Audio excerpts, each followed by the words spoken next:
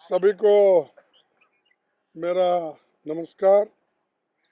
आज हम यहाँ पर आपके सामने खड़े हुए हैं कि जो बांग्लादेश आज़ाद होकर 50 साल हुआ और बांग्लादेश के आज़ादी के लिए कांग्रेस पार्टी की सरकार और खासकर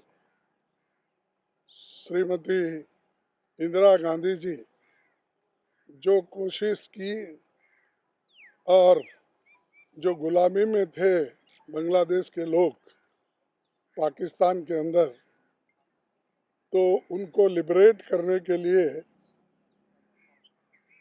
इंदिरा गांधी जी ने पूरी ताकत के साथ और हमारे सैनिकों को लेकर उस पाकिस्तान के 2 टुकड़े उन्होंने किए। इसीलिए आज बांग्लादेश भी बड़ा खुश है। वो हमेशा याद करते हैं इंदिरा जी ने जो काम किया और भारत ने जो उनको मदद की, इसका हमेशा वो याद करते हैं। जो भी डेमोक्रेटिक कंट्रीज़ हैं उनको मदद करना ये पहले से भी पंडित जवाहरलाल नेहरू जी से लेकर इंदिरा गांधी जी सभी हमारे कांग्रेस के नेता काम करते आए हैं। लेकिन आज चंद लोग इंदिरा गांधी जी को भुलाना, उनके काम को एक पीछे छोड़ देना और उन्होंने जो किया है उसको याद नहीं करना, ये काम आज की सरकार कर रही है। विजय दिवस वो भी मनाकर भाषण देते हैं, लेकिन उस भाषण में ये भी बोलना चाहिए कौन सी सरकार, कौन सी नेता लड़कर बांग्लादेश को आज़ाद किया, ये भी कहना चाहिए। और हमारी उस वक्त की सरकार 95,000 पाकिस्तानी सैनिकों को बंदी करके रखा। 1 साल तक उनको खाना खिलाया, फिर बाद में लिबरेट करके छोड़ दिया। ऐसा शायद ही दुनिया के इतिहास में ये पहला उदाहरण होगा। इतने बड़े संख्या में सैनिकों को एक बंदी करके रखकर एक देश को आज़ादी दिलाए। और खासकर उस वक्त के नेता जो शेख मुजीबुर रहमान साहब थे और आज उनकी बेटी हसीना, वो भी हमेशा आती जाती रहती है। आज भी उतना ही रिस्पेक्ट कांग्रेस के नेताओं को, खासकर इंदिरा जी को वो याद करते रहते हैं। लेकिन हमारे लोग वो भूल जाते हैं। यहाँ तक कि मैं अगर बताऊंगा कि उस वक्त के जो विपक्षी नेता थे श्रीमान अटल बिहारी वाजपेयी जी, उन्होंने तो इंदिरा गांधी जी की तारीफ की। ये पाकिस्तान के साथ युद्ध होने के बाद और बांग्लादेश को अलग करने के बाद उन्होंने कहा, इंदिरा गांधी जी ये दुर्गा की अवतार है, ऐसा उन्होंने संबोधित किया। मैं भी उस वक्त 71 में यहाँ जब भी ऑल पार्टीज अपोजिशन लीडर विजयोत्सव मना रहे थे इस लॉन पर, उस वक्त हमने भी देखा है कि कौन क्या भाषण किया, किसने क्या कहा। सभी लोग तारीफ किए इर्रेस्पेक्टिव ऑफ पॉलिटिकल पार्टीज। मैं उनको धन्यवाद देता हूँ। ये जो अच्छी काम होती है, जो अच्छा काम करते हैं, देश के लिए करते हैं, इतना बड़ा कुर्बानी किए हैं, उनकी याद आप लोग नहीं करते, छोड़िए। लेकिन हमारा धर्म है, हमारा कर्तव्य है कि हम हमारे जो नेबरिंग कंट्रीज में जो कुछ होता रहा, ऐसे डिक्टेटरशिप को ख़त्म करके डेमोक्रेसी की स्थापना करके आज लिबरेट करके उनको खुला किया गया है। हमको बड़ा संतोष है। 50 साल की सालगिरह जो मना रहे हैं वो एक बहुत बड़ी कामयाबी हमारी है। उसके बाद श्रीमती सोनिया गांधी जी 1 साल तक इस कार्यक्रम को उन्होंने हर स्टेट में, हर जिले में चलाया और कल समापन भाषण भी और फंक्शन भी कल उन्होंने किया। तो ये हमारा एक इतिहास है, इसीलिए इसको याद करना मेरा फर्ज है और आपको कहना भी मेरा फर्ज है।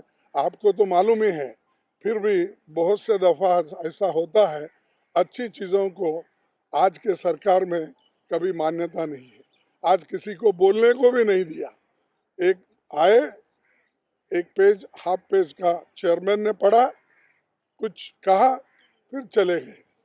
तो इसके ऐसे चीज़ों के ऊपर तो सदन में कहना चाहिए, क्योंकि जो नई पीढ़ी है उनको तो मालूम होना चाहिए। तो इसीलिए मैं इतना ही कहूँगा, एक बहुत बड़ा कामयाबी इस दिन मिला था, उसको 50 साल हो गए। हम सभी लोग खुशी के साथ उसको सेलिब्रेट कर रहे हैं। धन्यवाद।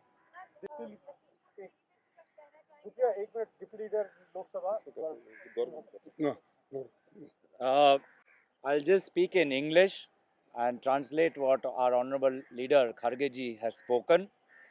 Friends, first of all, we pay our humble tribute to all those people who sacrificed their lives in the Bangladesh Liberation War, to the people of Bangladesh, to our brave men and women in uniform, our Indian Armed Forces, and also pay tribute to the leader who was successful in bringing about peace and justice and defeating the forces of tyranny, the Pakistani Armed Forces, our former Prime Minister Indira Gandhi.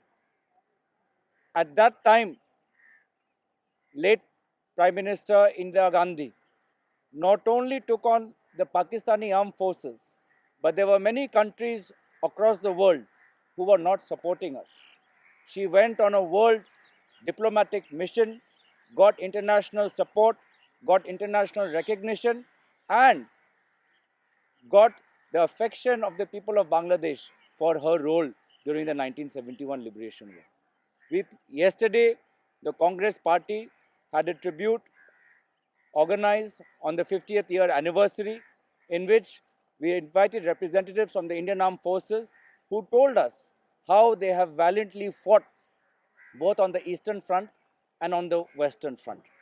We all know this history, but why are we today being forced to repeat this in front of you?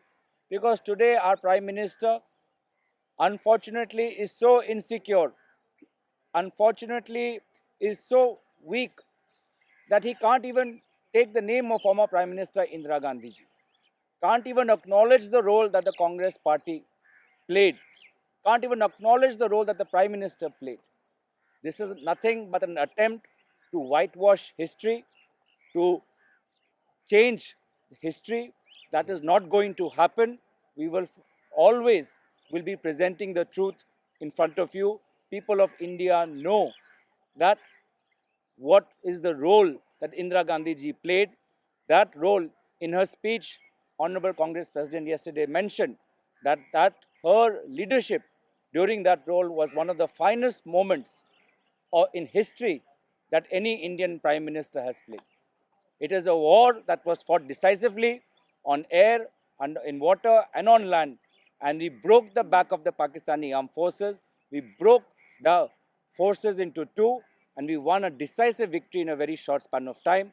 It is unfortunate that today the government is resorting to such petty and narrow-mindedness, and it just betrays the insecurity at the mention, at the thought of late Indira Gandhi, who at that time Atal Bihari Vajpayee ji hailed as Ma Durga, who got support from across all party. It's an unfortunate day, and just as an unfortunate blot, another blot on the Prime Minister's record.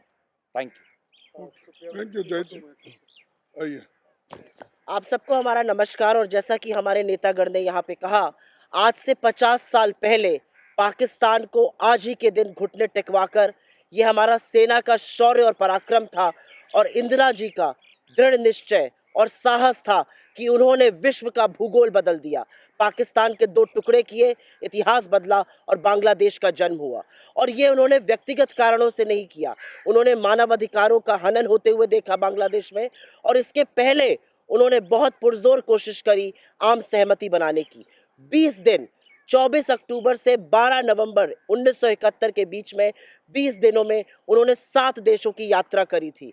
उन्होंने दूरदर्शिता दिखाते हुए Russia से friendship treaty sign करी थी, जिसके चलते Russia ने हमारा सहयोग किया था 1971 के इस युद्ध में।